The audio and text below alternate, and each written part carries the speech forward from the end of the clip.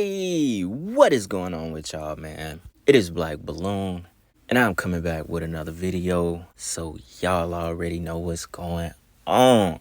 Alright, y'all. Now we are back to do a video on Kenneka Jenkins, right? Recently, I think when I did the video of the girl that went missing in Chicago, right? A lot of people started requesting for me to do Kenneka Jenkins. Now, throughout the years I've been doing YouTube, I've got hundreds and hundreds of requests to do Kenneka Jenkins, and especially, mixing in Zach TV as well, right? Only reason I never really did a complete video on Kenneka Jenkins is because I just didn't want to get lost in all the theories and going down rabbit holes that don't really exist, right? Now, if y'all have been on my channel for a while, or, if you're OGs to the channel, I like to kind of keep things simple. I'm the type of person that feels the truth is always right in front of you, it's not to discredit people who really like to, do a 10 to 20 part series to try and solve stuff, because sometimes it takes a lot of digging to get to the bottom of things. But if y'all have seen some of the comments that I've seen of people over the years about this case, you wouldn't want to do anything involving this. People have said they've lost sleep about this case. They've had nightmares about the case. They feel Kenneka is talking to them in their dreams. Can't sleep for weeks. Basically feeding right into the ritual of this entire thing to begin with. And it's kind of why I never really did the video, because I just didn't want to get lost in that, because that's not really how I like to do my content. It's not to say I'm not that kind of person, because I've made like my YouTube and everything all about that. Like, we like to dig for the truth, but there's certain stuff that I will just take certain things for face value, see what it is, know that this was a Freemasonic ritual, and I can deal with that. I'm that kind of person. Like, I know we're never going to know the complete truth, and I can deal with that. A lot of people can't stop or let it go, and I've also seen other people say that exact same thing. They're like, you know what, I'm done with this case. I'm getting a headache. It's so confusing, this and that. It's like, you got to know when to let go with some of this stuff, because then you're just chasing your own tail, and you're giving it so much energy. You're giving these demons so much energy, that you're feeding right into the purpose of this murder mystery to begin with, because it's almost like a game. You're participating in the game. You're participating in a murder mystery that was acted out in order for a group of people to study human emotions, in order for a group of people to study the process and flow of information. PSYOP sometimes is what they call it. And you should know and understand that there are people who study this stuff, who create murder mysteries, all kind of things in order to study human emotions, in order to study the flow of information through social media and the internet. This stuff is studied, y'all, and they will do these kind of things in order to, test their theories, learn people more, so in the future they know how to create, new agendas that they want to pursue. All kind of reasons. I can't name them all. I do want to do the video in two parts. The first video will be mostly just about how everything happened. We'll go over the 911 call. We'll go over an article or two, and we'll just get into like the way it all started. The second video will add in Zach TV and the things that he found and said, so on and so on. Although Zach TV was there the night of the party, he said it himself. So, even the things that Zach TV found and went through with this case was very questionable as well.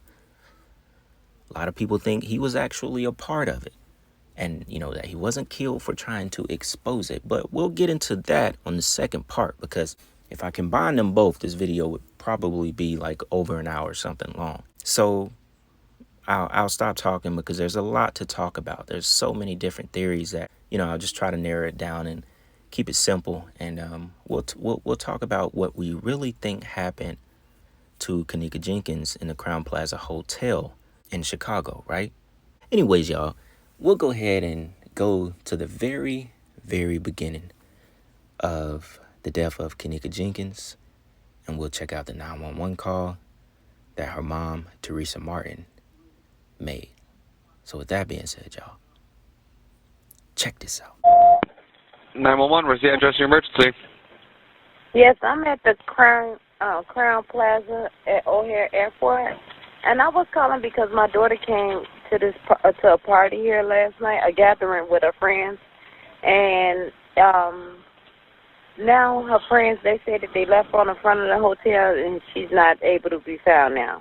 She's 19 years old. And you said that you said the Crown Plaza at O'Hare Airport? Yes. Yes, and they said that when her friends was asking earlier today, like about 4 o'clock in the morning, because they run the video cameras, they said that they didn't have no cameras.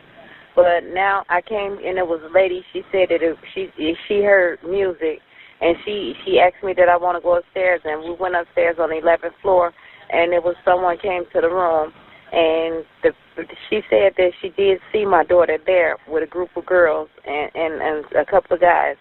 But that's all she just saw because she was busy trying to get reception on her phone. All right, well then, you know what? Are you sure you don't mean the Crown Plaza in Rosemont?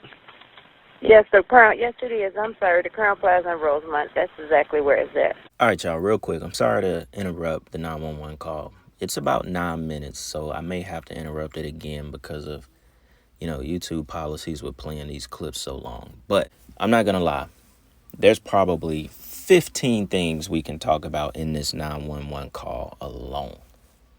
Now, the first 2 things that when you listen to this 911 call, it will make you think this entire thing is acted and fake to begin with. It's like you don't even got to go past the 911 call to realize that this don't even sound real to begin with. Now, if I'm not mistaken, she was last seen around 2:30 a.m. on the 9th floor.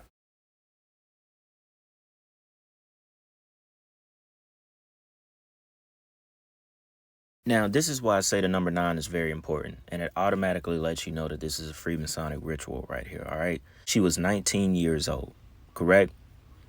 The party, as stated in this lawsuit, was on the 9th floor. So I don't know where the 11th floor came from with her mom. She said they went to the 11th floor first. I don't know where that came from, right? If something was going on the 11th floor, y'all let me know.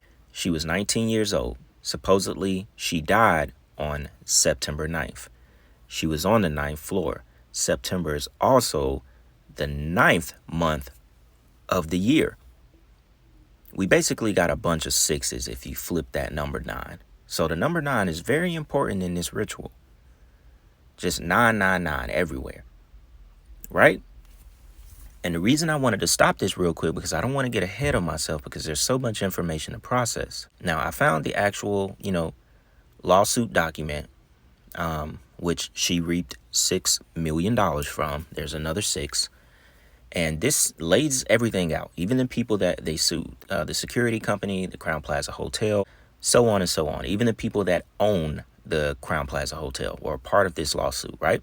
So it says on or about September 9th. She was found September 10th on a Sunday.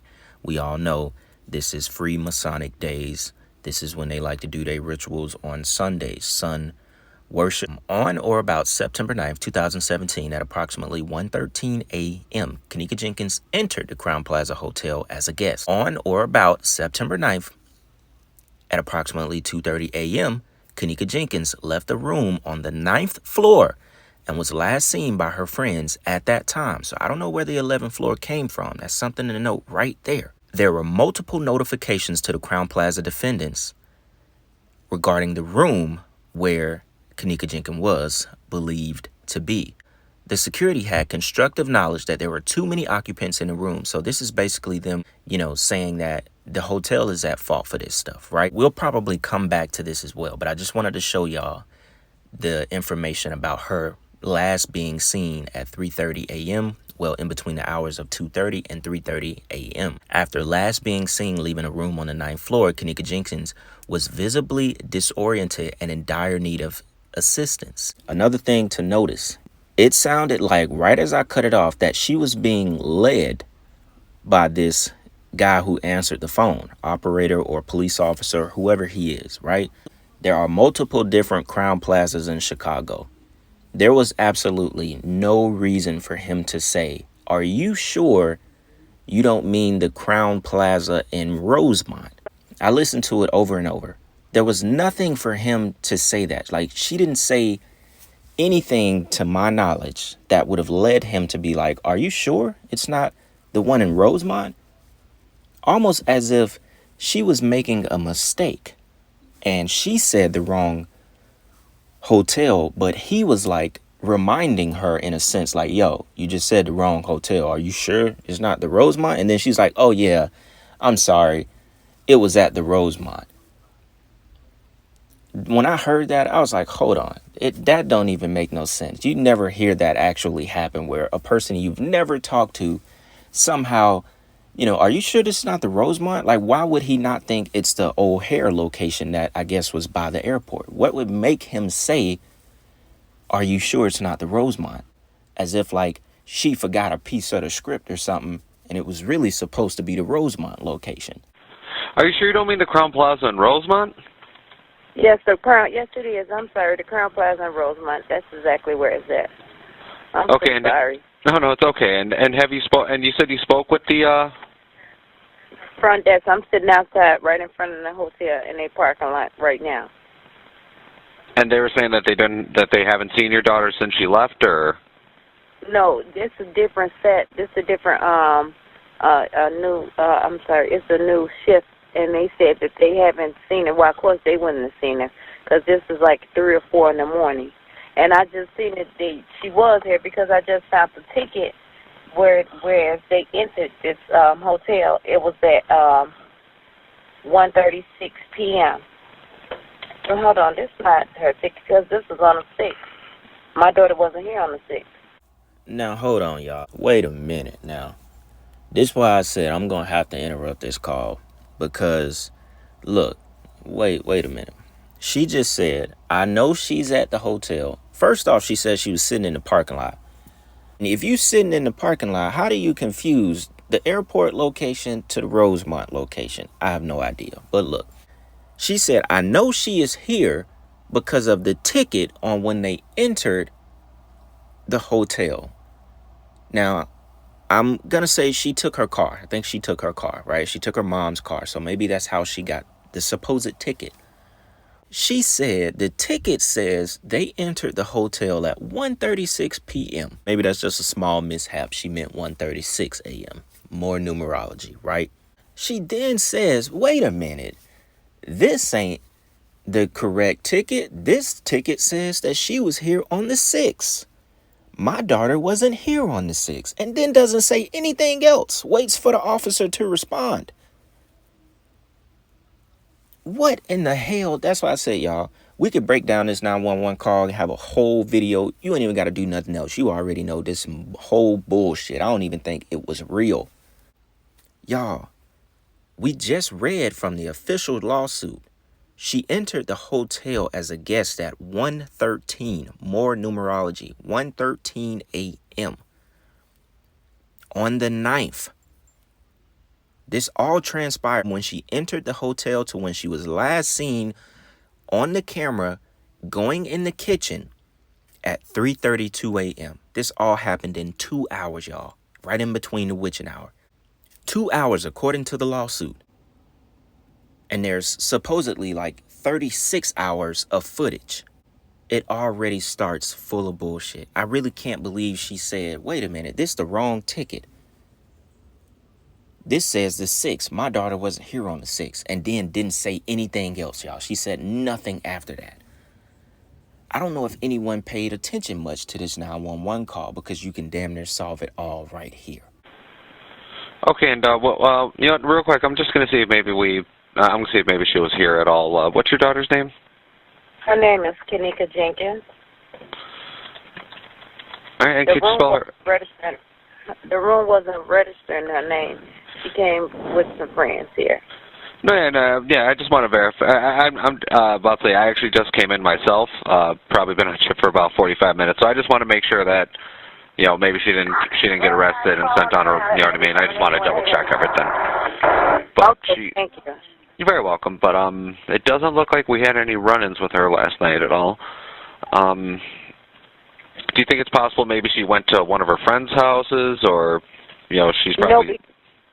No, actually, because she had my car. She was driving my car. She know I don't like nobody to drive my car because my insurance will not pay for nobody, no one besides her. And her friends kept calling my phone. I told them to stay out here. They stayed out here they called me like about 3-something in the morning. I was laying in bed. I just had breast surgery. I fought deep breast cancer. So I'm, sedated off medication early.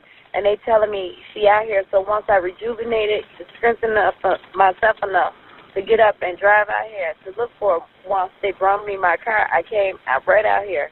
And I came to the hotel, and I showed them a picture of her, and I asked them if they see it. And there was a lady in the lobby, and she heard me asking at the front desk, and she said it was music. She did hear music. She called the one downstairs to report the room, and come to find out it was the people next door. And when we knocked on the door, that person said that she did see my daughter downstairs it was like 4 of them, and it was 4 of them.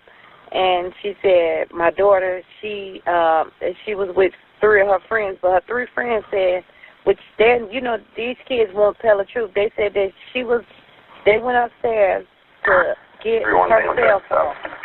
And when they went to get her cell phone, she was standing in the lobby, in the front lobby. And then when they came back down, she wasn't there anymore.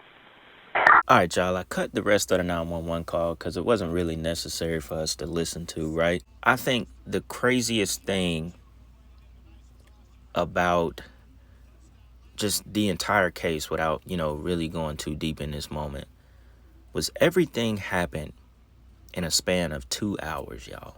2 hours, as if this was plotted out and this was planned. I almost just feel, there's no way in 2 hours all of this happened.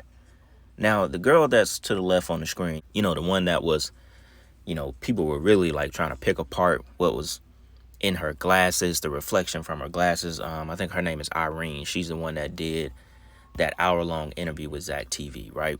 A couple of months after everything happened, I think November of that year.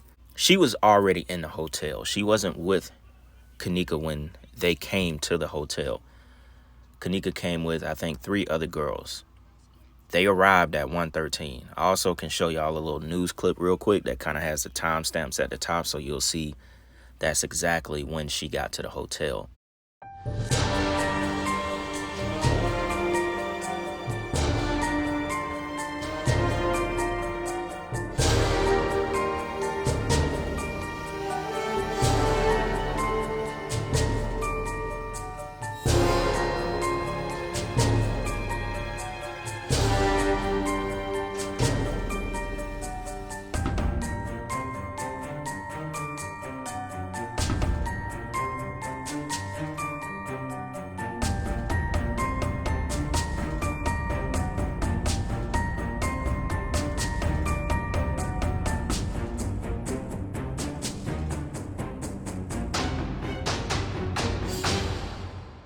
Hours of new video are released revealing more about a woman found dead in a hotel freezer. CBS 2's Audrina Bigas joins us now. So you've poured through this video. What is it showing us? 36 hours of video, and this was just released to us a few hours ago.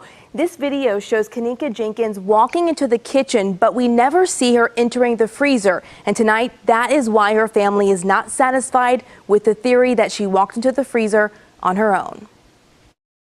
Surveillance video shows Kenneka Jenkins walking with friends at the Crowne Plaza Hotel early Saturday morning. We see her a few hours later by herself. At one point, she stumbles out of an elevator. Later, she repeatedly hits the wall walking down this hallway. Another camera catches her running into a stairwell and then catching her fall. Video time codes appear to show Kenneka roaming the hotel for over an hour. She's trying to find her way, and no one from Crowne Plaza Hotel responds to her. Around 3:30 a.m., Kenneka enters a lower-level kitchen in the hotel. She walks out of frame, but then she's captured walking here on another camera. But we still don't see her entering the freezer. I want to see her literally actually walking into this freezer and closing us up within this freezer. Irene even confirms it that they got there around 1 something, right? Now, remember, the last time Kenneka was saw on footage was she was going through the kitchen. Mind you, conveniently, there's no footage of Kenneka going into the freezer. No footage at all. She goes off camera as she's walking through the kitchen. She goes down this little way, and there's no footage of her walking into it. You know, that's so convenient, almost as if this was perfectly planned. They knew there was a blind spot in the kitchen where she wouldn't be seen, so there will always remain a question. Did she let herself in that freezer? Was somebody walking with her that they edited out on the camera? Was that even Kenneka Jenkins in the first place, roaming the hotel in the middle of the night for an hour? Which is the craziest part to me. This is why I said all this happened in 2 hours is just insane. And I can't believe it for one bit that this was a natural occurring event. She got there at 1:13. From 2:30 or 2:26 all the way until 3:32 a.m. she was walking around the hotel drunk, y'all. Supposedly now. An entire hour just roaming the hotel, intoxicated. The friends didn't bother to go look for her. So a whole hour and nobody could find her. It don't even make sense. A person like me, like, I don't allow myself to even, go crazy because the original story doesn't make sense. I don't have to find out who was there, who did this, what friend did this, because it doesn't even make sense to begin with. I don't even think any of this is real. A part of me believes the theory that wasn't even Kenneka walking around. She had to be placed in that freezer. There's so much they can do with editing. So much that they can do. Now, do I believe that this was a real sacrifice? Yes, I do. Do I believe this has something to do with, organ harvesting? That could very well be possible because, that was one of the main topics talked about with the hotel for a very long time. But I don't believe it happened the way that it did. I think she was sacrificed and killed somewhere else and placed in the freezer. Part of me really does not believe that is actually Kenneka Jenkins walking through the hallways. We're talking about an hour, y'all. I don't care how drunk and out of it you are, drugged. Ain't no way you're going to be walking around for a whole... You just got there. Mind you, you just got there at 1:13, supposedly. Then an hour later, you super drunk, toe up, and you walking around the hotel. Nobody looks for you. Nobody finds you. Nobody really sees you. The last time the friend saw you was at the lobby. Supposedly, they went and got her cell phone because she was too drunk. They come back. She's gone. And then they leave, take her mom's car to her mom. And that's that. Didn't even attempt to look for her. Just said, Kenneka's gone. But yet, she's roaming around the entire hotel for an hour, bro. An hour. And magically walks herself into a freezer. Gets to the point where she finds a freezer and walks herself into it and dies and isn't found until damn near the next morning. Then it goes back to the mom saying that there was a ticket from September 6th and she tried to say my daughter wasn't there September 6th. So what happened on the 6th of September? Something had to happen that day. Maybe it was all originally shot on the 6th. and they play it with these cameras. They edit it to a point to where, you know, just like I talked about with the media thing, you know, anything they put out to us, we're eventually gonna believe, because that's all we have to work with. Something happened on September 6th. We can't let that date get out of our minds, because something happened that day. They gave us the plot. And then she slipped up and said, this is a different set in the 911 call. What you mean a different set? Who slips up and says that as if this is being acted out? Because it sounded like she was being led on that phone call. She didn't even, she's a terrible actor. Even that piece, that footage I showed when they supposedly saw Kenneka and they ran out like they were screaming and crying, bro, that looked like the worst acting job I've ever seen in my life.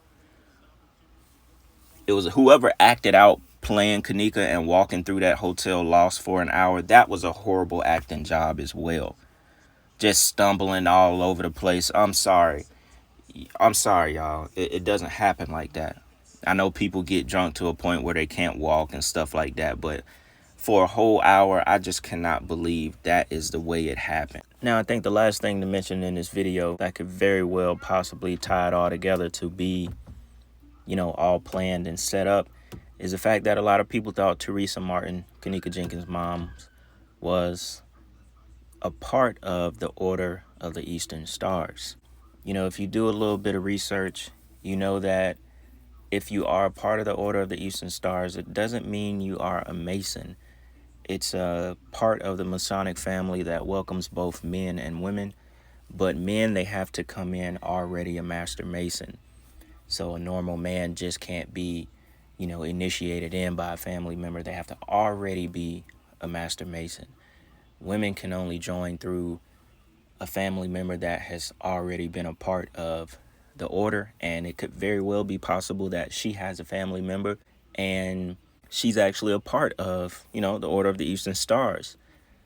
This picture right here was very telling. Right after she died, she had the blonde hair, she had the purple lipstick, the purple eyeshadow, and when they were protesting outside of the hotel, everyone was wearing purple, but of course they said it was Kenneka Jenkins' favorite color. So that could have been something that was just in disguise, you know, right in front of us. Also, a little bit of color coding when in that news clip I showed y'all, the lady was wearing a purple dress.